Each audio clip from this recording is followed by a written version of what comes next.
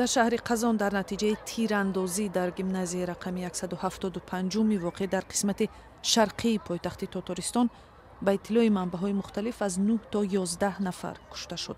аксари онҳо мактабхон мебошанд. дафтари матбуоти президенти Татористон ва ҳам вазорати умури дохилӣ гуфтанд ки 7 нафари кушташуда талабаи гимназия ва 1 нафарашон муаллима будааст. вазорати тандурустии Татористон гуфт беш аз 20 нафар аксар мактаб бачаҳо бистарӣ шуданд, 6 нафар дар шуъбаҳои эҳёгарӣ ҳастанд.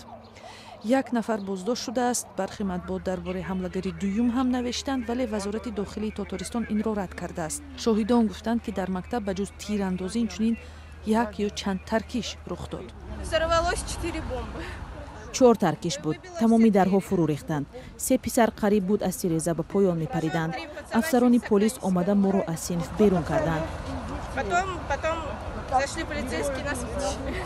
шогирдони гимназияро сохторҳои ҳифзи қонун аз тиреза ба берун бароварданд.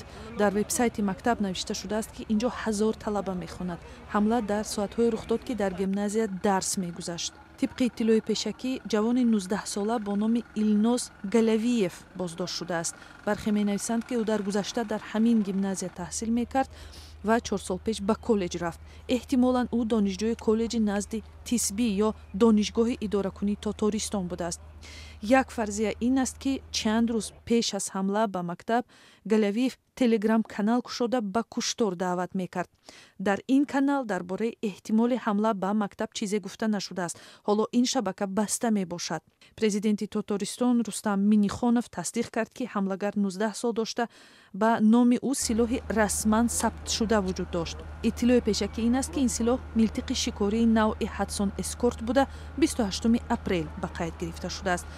аз рӯи моддаи куштори 2 ва зиёда нафар парванда боз шудааст. рӯзи 12 май дар Татористон рӯзи мотам эълон карданд. сухангӯи Кремлин Дмитрий Песков гуфт ки президент Владимир Путин дар бораи ин ҳодиса огоҳонида шуд ва Путин амр додааст ки қоидаҳои ба даст овардани силоҳ сахттар карда шаванд. солҳои охир дар мактабҳои Русия чандин ҳамла бо истифода аз силоҳ рух додааст ва маъмулан ин корро собиқ шогирдони ҳамин мактабҳо анҷом доданд.